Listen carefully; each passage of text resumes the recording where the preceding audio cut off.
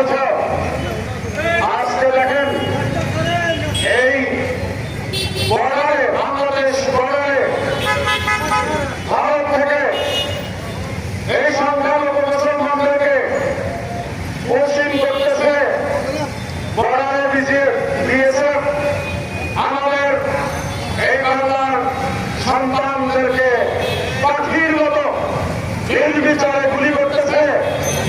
এ নিয়ে এই হিন্দুরা তাদের কোনো বক্তব্য নাই, তাদের কোনো কথা নেই।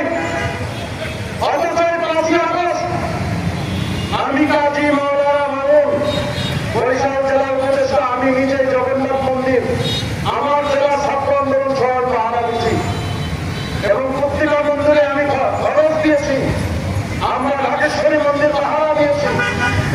হিন্দুদের সার্বিক নিরাপত্তা আমরা দিয়েছি। এমনকি আমাদের মমতা আমির, যিনি যখন চরমনা ইউনিয়নের চেয়ারম্যান ছিল, তখন তিনি সর্বপ্রথম যে সালিসি বিচার করেছেন এই হিন্দু ভাইদের পক্ষে। সংখ্যালঘু একটি সংগঠন রয়েছে, ইসলামী আন্দোলনের সহযোগী সংগঠন।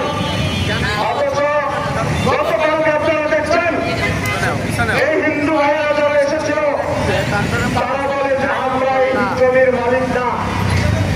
তোমাদেরকে কে পাঠাইছে? তাদের নাম প্রকাশ করো। এবং কেন মুফতি মাসুদ হাসানের সম্পর্কে